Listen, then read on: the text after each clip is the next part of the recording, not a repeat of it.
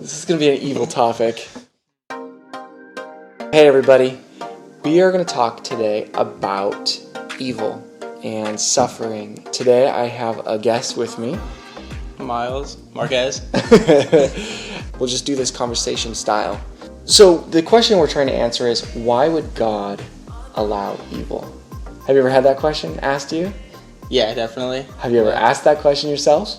Yeah, but I think I have like a kind of general thought process behind why it is. It's like for balance. That's like my kind of take on it, is why there's evil. Okay. But for balance? Yeah, because like it evens it out, like good and evil. You can't have too much good, too much evil. It kind of levels it out. Okay. That's my thought. Yeah, so we're going to get into that. So in conversations like this, we run the risk of kind of doing a shallow, and there's probably 50 different ways that we can approach this question, because of all the questions in apologetics, I think this is one of the hardest ones. Yeah. And do you know what apologetics is, by the way? I remember when you did your message on it. That's about it. Okay. I'm not... So yeah, let me fill that in. So apologetics is the study of having an answer for people that have questions, right? So in 1 Peter 3:15 it says, "Be ready always to have an answer for people who ask the reason for the hope that is in you." So we need to have answers for our hope, why we believe what we believe. And this is one of the hardest questions, I think, for Christians to address, just because there's a lot of evil, and a lot of people go through hard stuff. A good place to start, I think, is, what is evil? Evil is a corruption of what is good. If I had here's a pen. If this pen was rusting, that would be a corruption on a good pen, right? You take away the corruption, you take away the rust, and you have a perfectly good pen. But if you take away the pen from the corruption or the rust, you don't really have anything, right? Right. So that's the way people think of evil. The only way that we have evil is that something messed something good up, right? Yeah. It's a corruption of what is good. So why would God allow corruption? Why would God allow good things to go bad?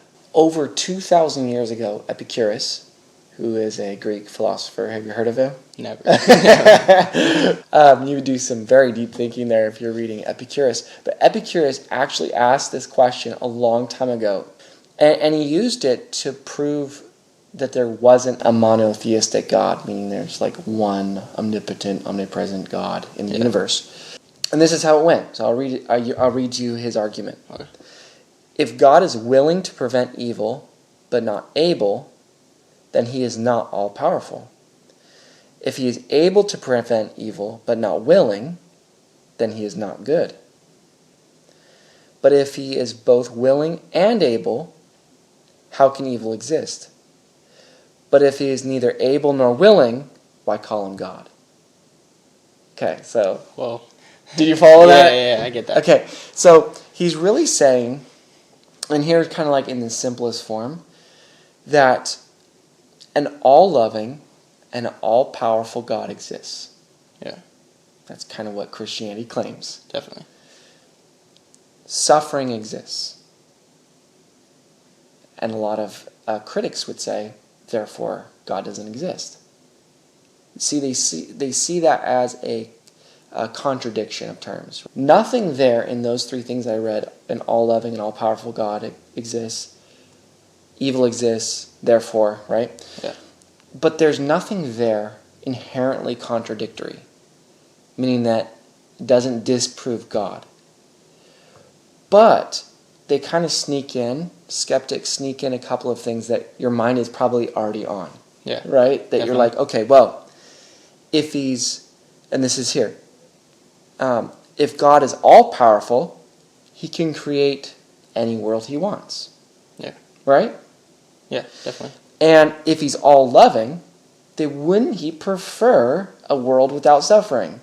Yeah. And then they would say, therefore, yeah, God doesn't exist because we have suffering. We're trying to figure out, well, how do these things fit together?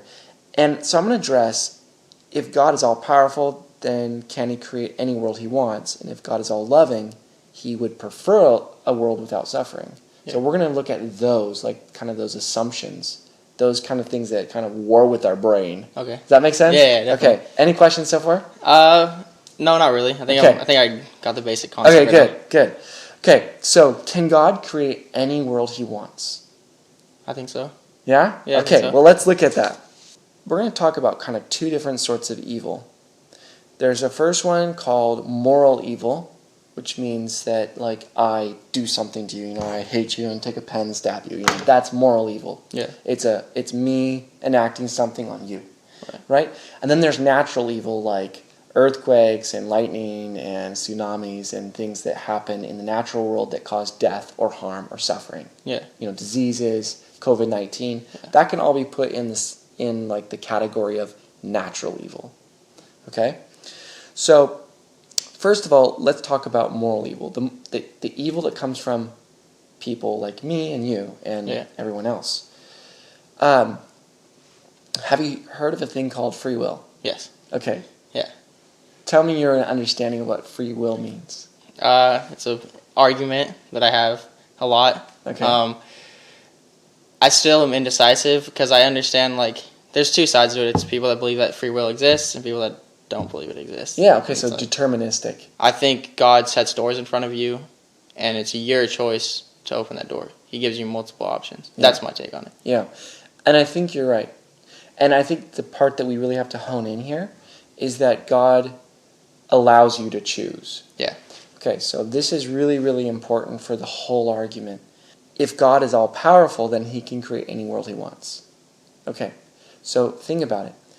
Can God create a world where everybody has the ability to do good and evil, but God forces them to choose good?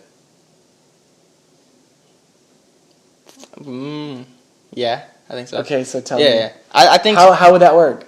well, I don't think it'd be. I think how could I say, go ahead and have a free choice of anything you want, but you better do it? Well, it's not a free choice at that point. It's not free will. Okay. Yeah, so you're being forced. Okay, so you're being forced to, like, and I think that's the idea, that God can't create free creatures and make them not sin. Yeah, fair.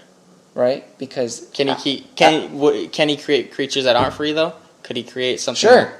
Could he create a human that wouldn't have a choice? Yeah. So.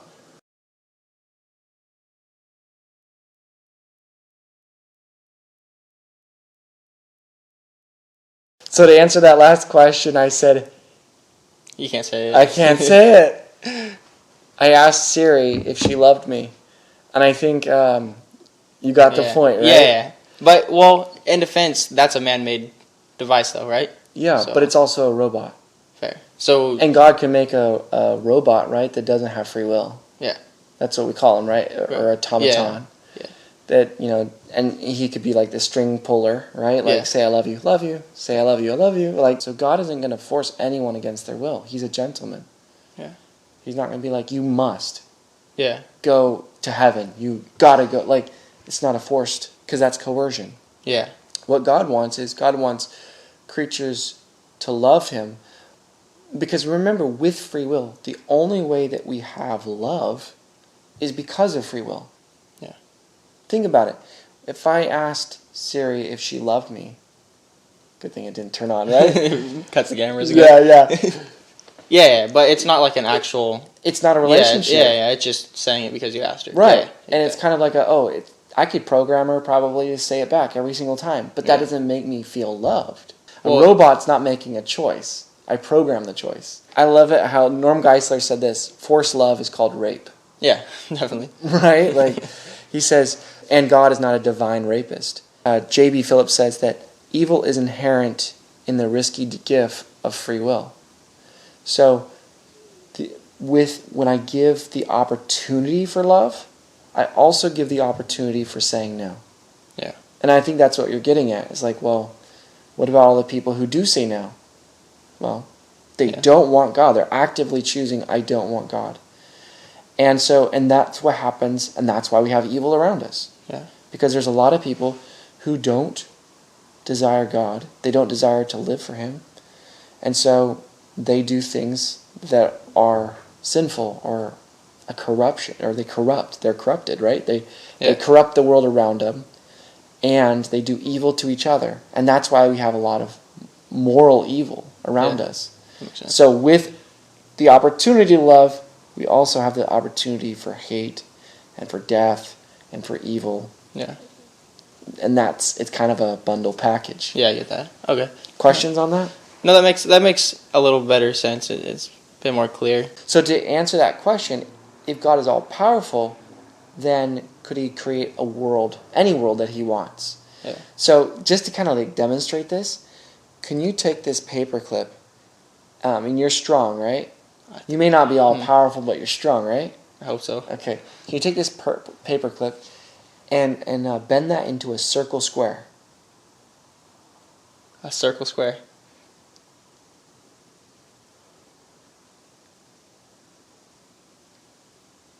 I'm going to do one of them. Do the circle. You got it, right? Like, yeah, kind of. You see inherently, like, that's impossible, right? Yeah, I get that. It's also I like, can do one at a time. Yeah, one at a time.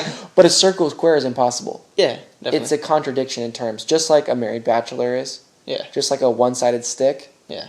That makes sense. Okay. You know what I mean? It's impossible. So, asking God,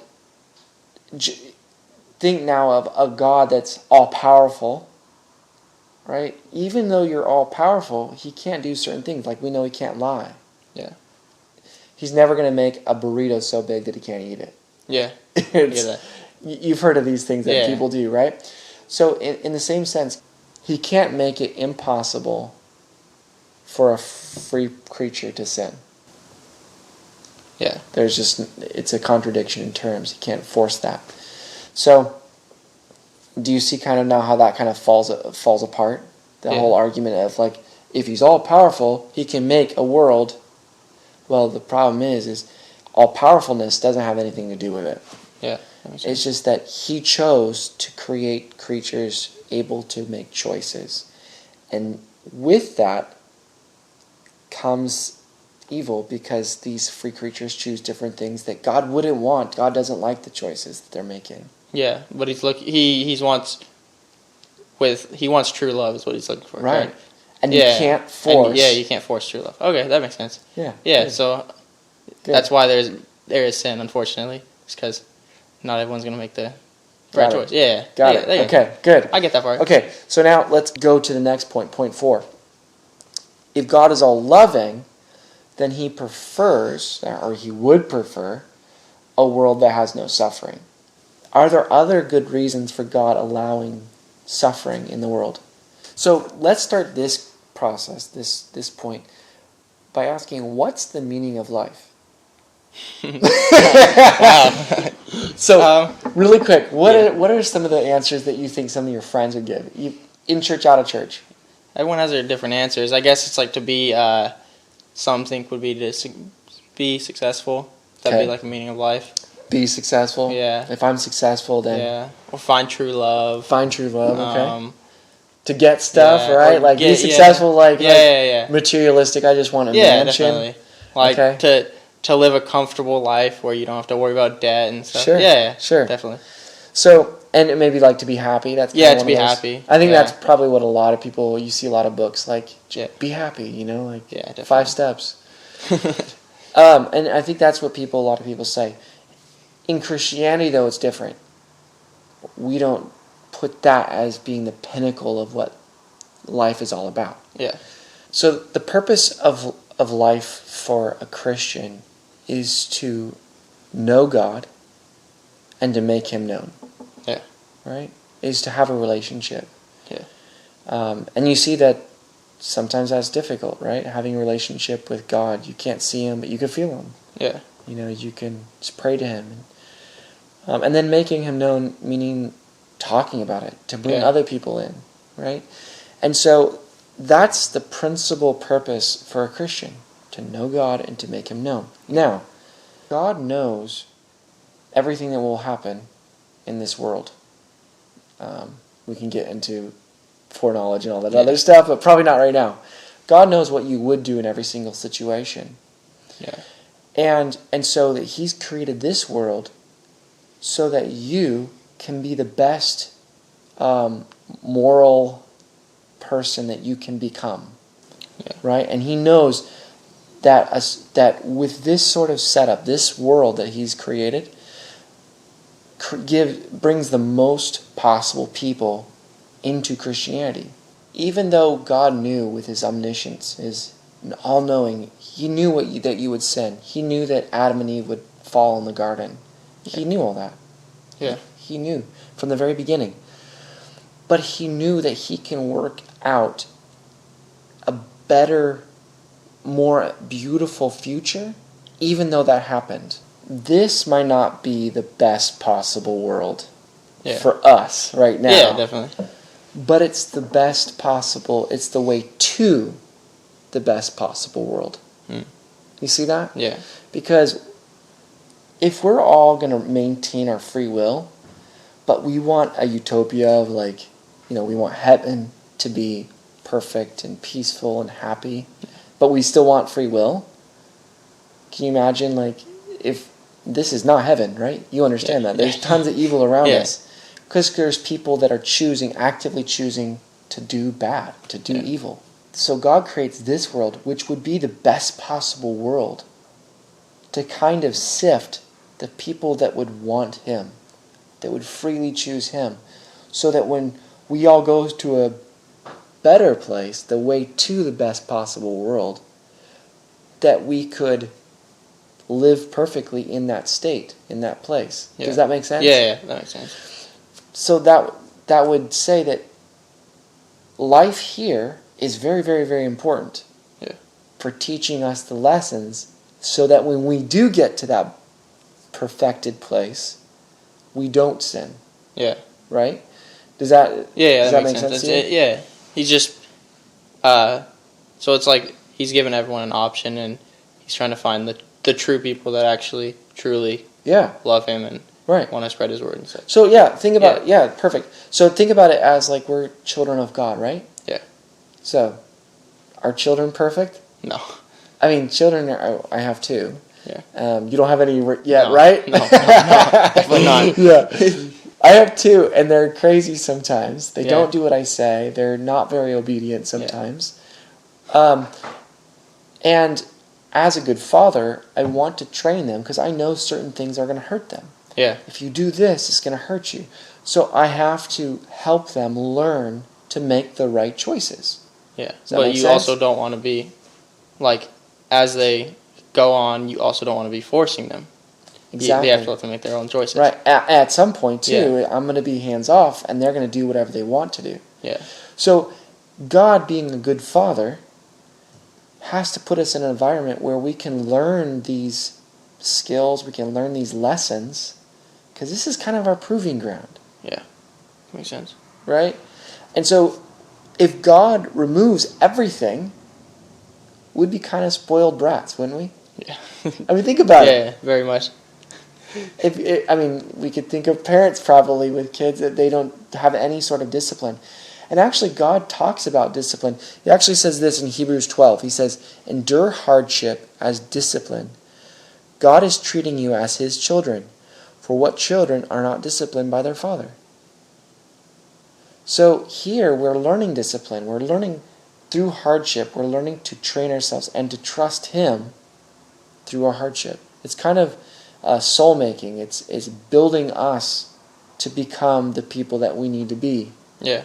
In order so that we don't sin later on, or don't fall like the devil. Yeah. The devil had free will, and even though he knew God and all this other stuff, he still fell. Yeah. And so we'll be actually judging angels later on.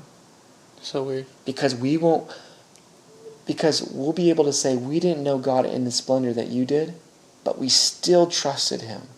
Yeah. And therefore we'll have the ability to judge. Yeah. Isn't that interesting? So weird to think about. Yeah. So, can you think of any examples that would cause suffering that your parents made you do for your betterment? Yeah, many of them. Your homework. Why would they make you do your homework? Because they want you to learn. They want you to get educated. Yeah. But you don't want to do it. Does it hurt? Yeah. Does the process hurt? Yeah. You hate it. Why do you wake up at 7 in the morning and go to school? Yeah. No one wants to do that. What about the dentist? No one wants to do that. Yeah, that makes sense. But we don't want our teeth so they know in the end it's better for you to have teeth. Yeah, even if it hurts you right now, yeah. In a sense, in a greater sense, that's why there's suffering here on earth. That's why God doesn't just cut it out. Like, forget this. Let's just do away with suffering. Because he has to help us learn through and train us like a child into that place of obedience and trust. Frank Turek says this: as scriptures teach and experience proves, it is difficult to develop courage without danger, perseverance without obstacles, patience without tribulation, passion without suffering, character without adversity, and faith or trust without need. Soul making is indeed painful. Yeah. Right? Some of my deepest, hardest times were also the times that I went through the most change. Yeah. And you could probably look back and say that too. Definitely. Like the things that hurt you most, probably left the biggest impressions on you. Yeah. And taught you the best lessons. Yeah. And that's really what happens with evil. But if we let it, right? Yeah. You can become bitter with it.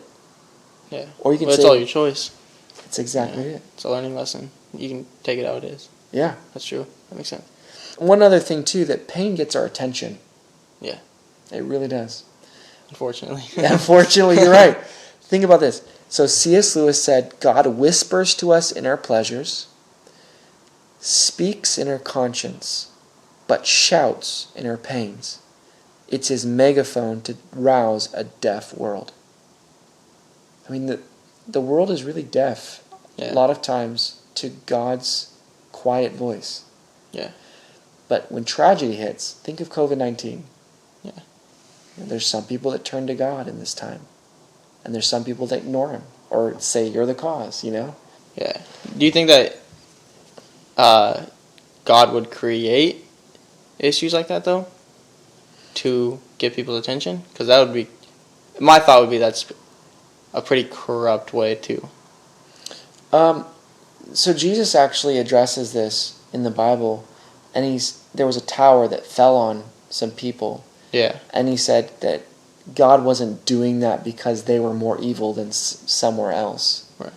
There are places in the Bible that God did punish, that we could point to and say, yeah, God did something there, or God judged them because they were really, really evil and debauched and everything else. But that always came with a warning or a prophet to come, and it's very explicit that God makes it like, hey, you guys better... I mean, think of Jonah. Yeah.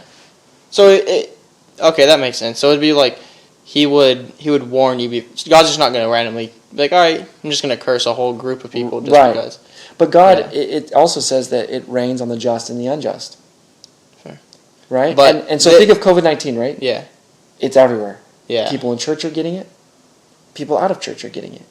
Yeah. So it's the world that we live in. And by the way, so kind of talking about, we're kind of on the natural disasters right now, or things that happen, natural evil. A lot of those things that are in the categorization of natural evil are necessary for life. Earthquakes. Yeah. Those come from plate tectonics.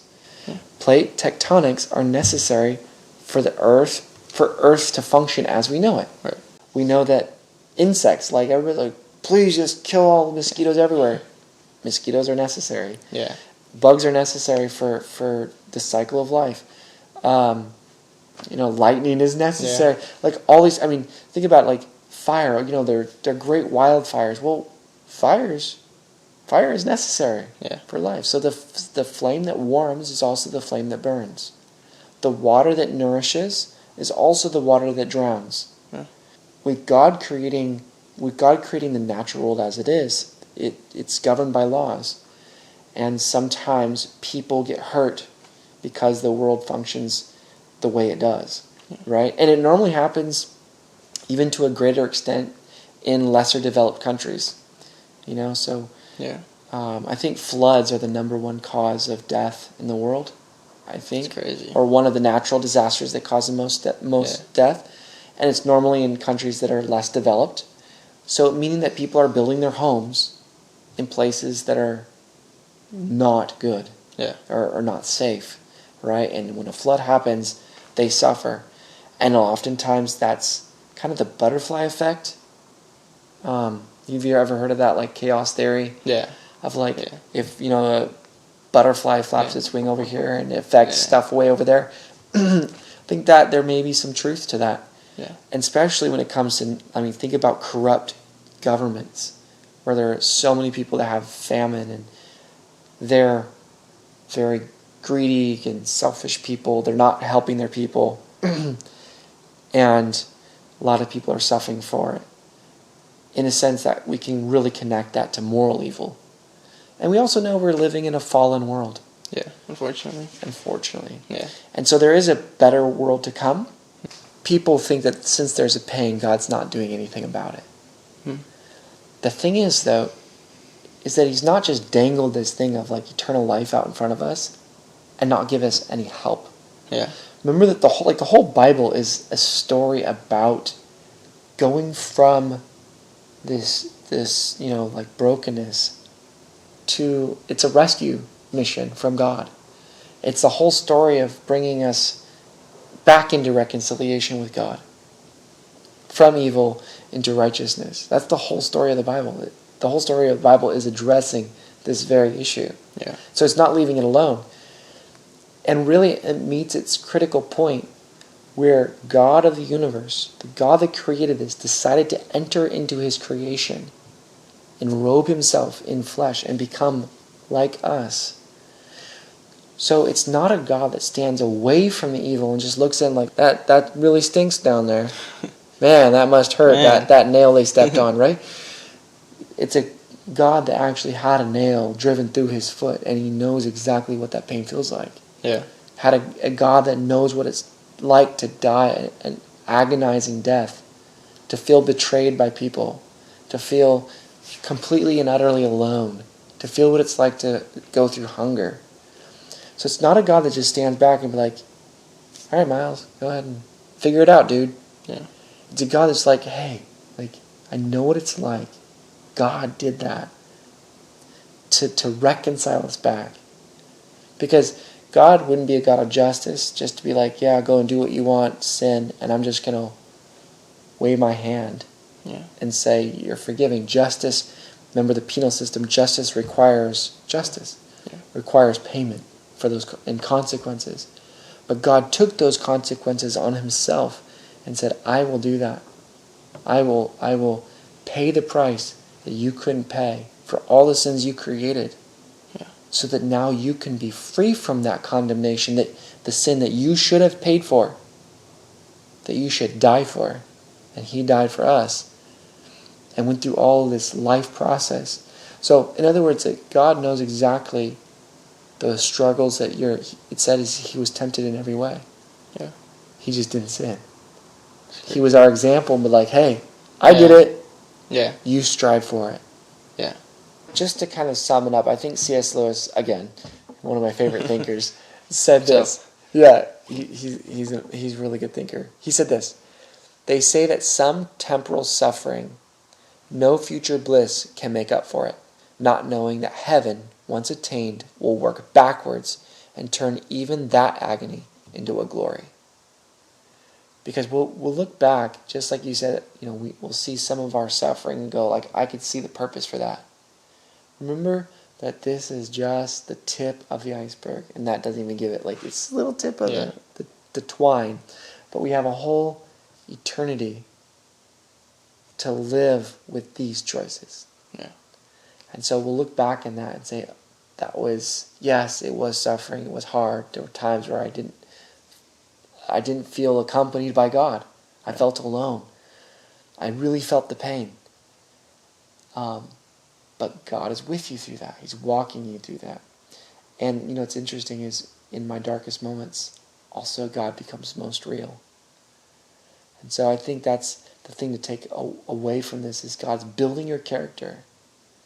God's awakening your sense of God. Yeah. Through suffering. And he's respecting your choices and other people's choices. Yeah. And he's not leaving you alone, but he's walking you through it. Yeah. even if you don't see it. Yeah, got it. Is that helpful? Yeah, definitely. Cool. Now you know kind of the problem of evil and some of the Christian apologetic. Yeah. And of course, this doesn't do it justice. There's a lot more reading. I mean, you see my bookshelf? Yeah. It's not a fake backdrop. Somebody asked me that. Is that a fake backdrop? No. You read all those? A lot of them, yeah. It's a lot of books. Yeah. But there I have, see all those books on the bottom shelf to the right? Yeah. Most of those are on evil. That's a big topic. It's a very, very big topic, and a lot of amazing thinkers have gone way before me, and we've only scratched the surface. So I'd encourage you, if you do struggle with this, go read up on it. Yeah. Cool. Go read up on it. Exactly. You heard him.